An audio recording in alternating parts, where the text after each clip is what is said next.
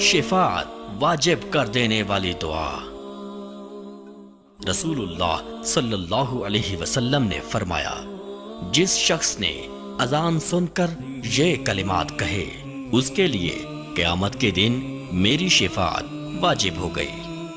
اللہم رب هذه الدعوة التامة والصلاة القائمة آت محمدا الوسيلة والفضيلة وابعثه مقاما محمودا الذي وعدته۔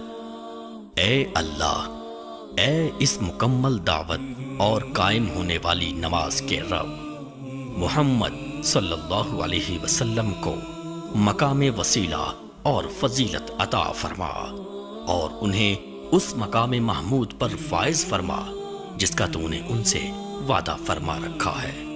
صحیح بخاری حدیث 614۔